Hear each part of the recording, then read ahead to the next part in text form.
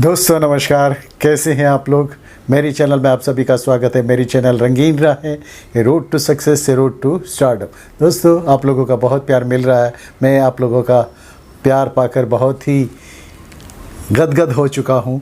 दोस्तों ऐसे ही प्यार मुझे देते रहिए। अपनी चैनल, ये आप ही की चैनल है, आप ही की बात करता है। आप जो जानना चाहते हैं वही बात मैं आपको बताता हूँ। दोस्तों बहुत से लोगों ने मुझे आज कुछ लिखा है। उन्होंने लिखा है कि पूरी ये इंडस्ट्री के उसमें महमूद साहब और दिलीप कुमार साहब कभी साथ में नहीं आए। हाँ, मैं ये कहना चाहूँगा, उसके बारे में ज़रूर कहूँगा। वो एक बार साथ में आए थे, वो भी महमूद साहब ने जब कोशिश की थी कि दिलीप कुमार साहब उसके साथ फिल्म कर ले, लेकिन बड़ी मुशक्क़त के बाद, बड़ी नानुकर के बाद दिलीप कुमार साहब तैयार हो गए थे और उन्होंने एक फ़िल्म की थी, उसके बारे में बताऊंगा। दोस्तों मेरी चैनल में अगर आप नए हो तो मेरी चैनल को सब्सक्राइब कीजिए और बाजू का लाल बटन दबा दीजिए। उससे क्या होगा, मेरी जो भी नई वीडियोस आएंगे वो आपको तुरंत ही इंटीमेशन मिल जाएगी और आपको कुछ इजाफा होगा, आपका फ़ायदा होगा, आपकी ज्ञान में वृद्धि होगी। ज़रा बड़े वर्ड्स बोल रहा हूँ। एनीवे, आप सब जानते हो कलाकार है, उसको तो हर वक्त के कभी न कभी कोई ना कोई वर्ड्स जो वो ज़िंदगी में नहीं बोलता वो भी बोलने पड़ते। दोस्तों कोई बात नहीं, ये तो ऐसे ही मैं मजाक कर रहा था। दोस्तों आप लोग बहुत ज्ञानी तो हो और बहुत कुछ जानना भी चाहते हो। तो दोस्तों आज का वीडियो मैं आप ही के लोगों के लिए हूँ, आप ही के लोगों के लिए बना रहा हूँ।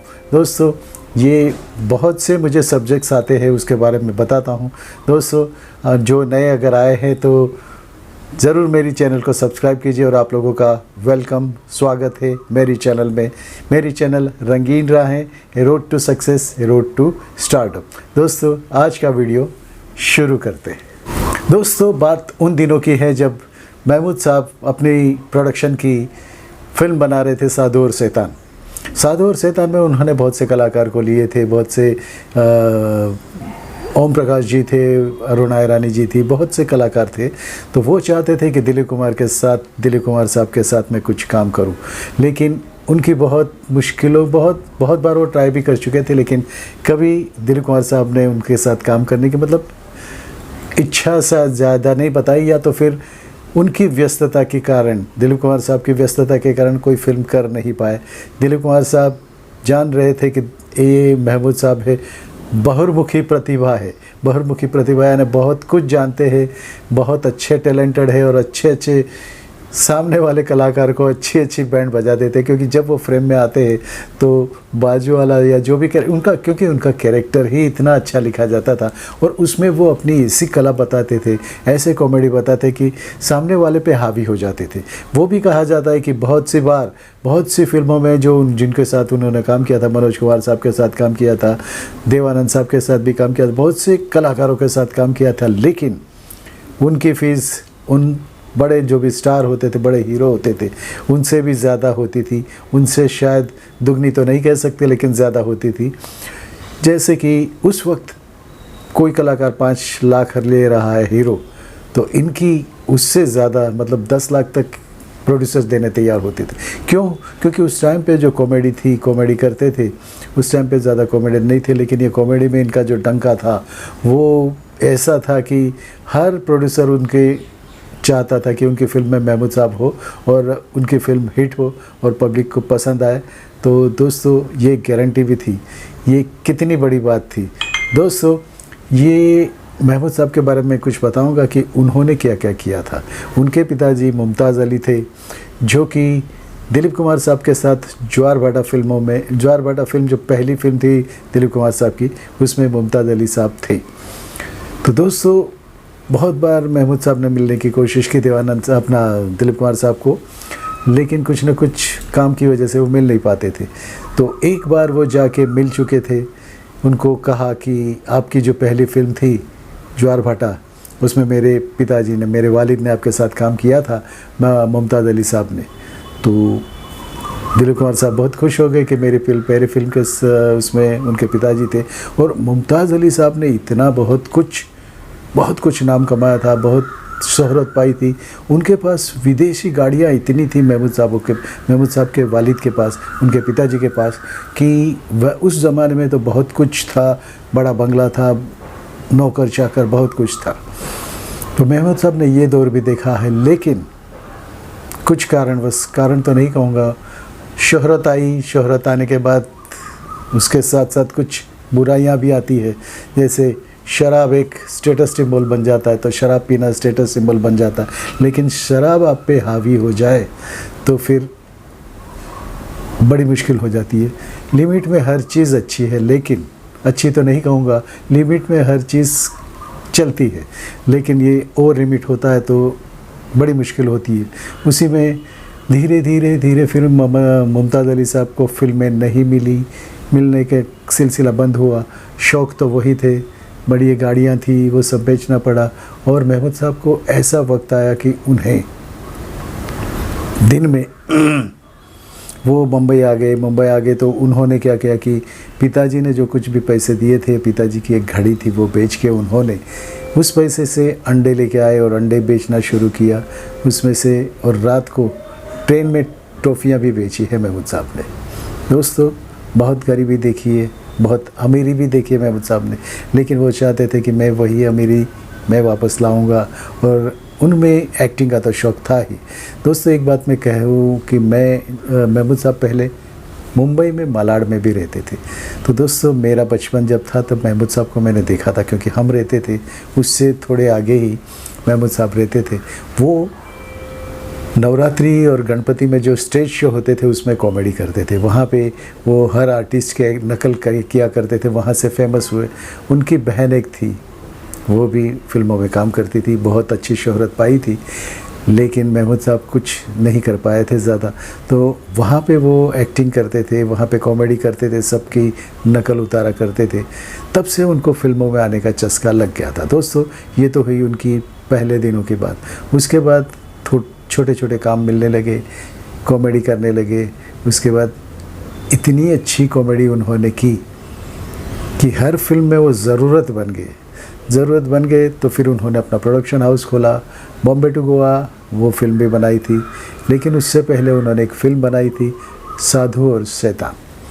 वो फिल्म में वो चाहते थे कि मैं दिलीप साहब से काम कराऊं।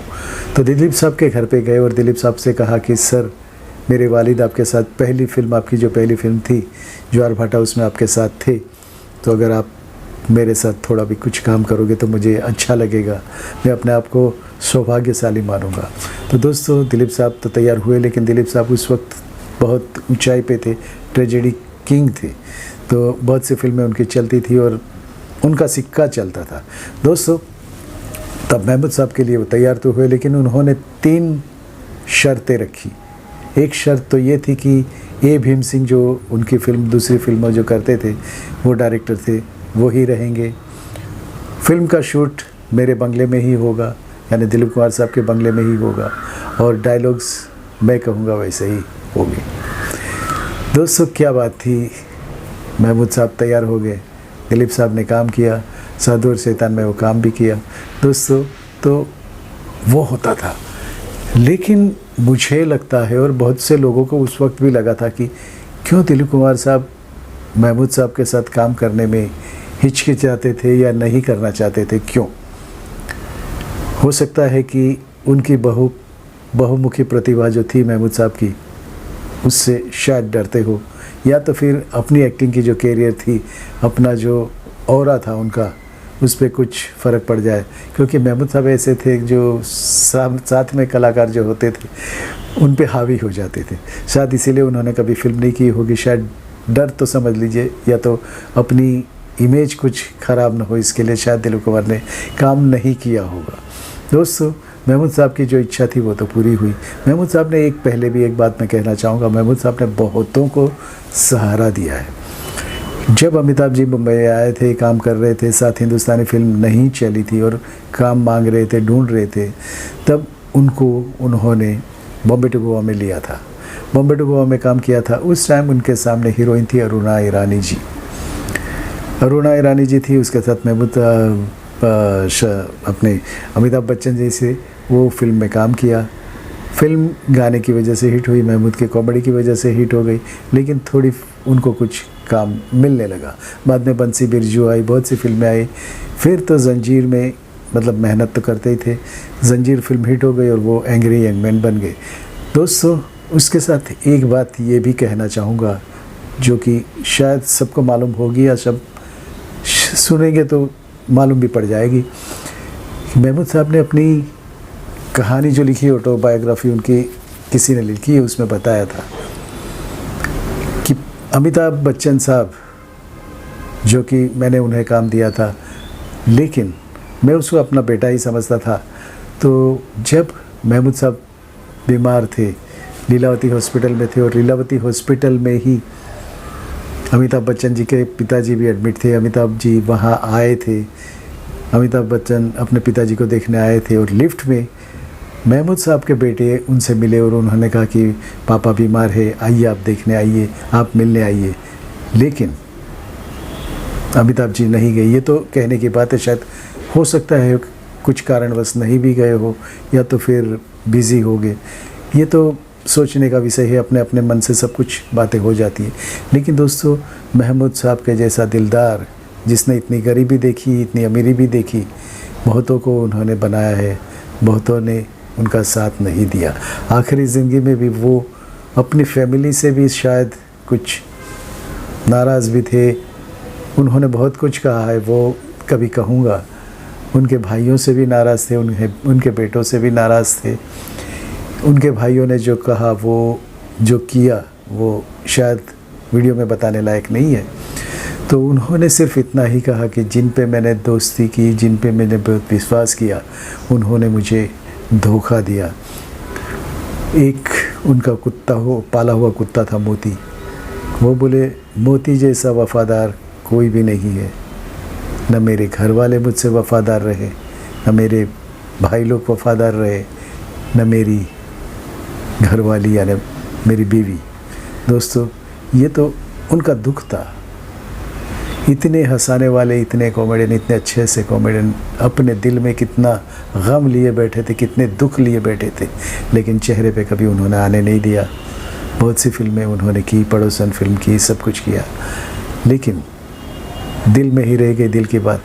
तो दोस्तों, ये थी, ये मैं शायद साइड ट्रिक हो रहा हूँ, लेकिन दिलीप कुमार साहब भी शायद उनके ऑरा से डर गए थे, उनके साथ काम करना नहीं चाहते थे। दोस्तों, शायद हो सकता है आप लोग की बात किसी को अच्छी लगे, किसी को बुरी भी लगे, लेकिन ये सच्चाई थी। दिलीप कुमार ने कभी उनके साथ काम नहीं किया, एक ही फिल्म में काम किया, वो भी 20 मिनट के लिए रोल था, 10 मिनट का रोल था। दोस्तों, ऐसे प्रतिभावान थे हमारे महमूद साहब, बहुत बड़े कलाकार, बहुत बड़े दिल के कलाकार। और उनकी कहानी, शायद उनकी एक ऑटोबायोग्राफी है, मैनी मूड्स ऑफ महमूद, वो आप पढ़ोगे तो उसमें सब आपको मिलेगा। दोस्तों, यही कुछ बातें थी, आपको अच्छी लगी होगी।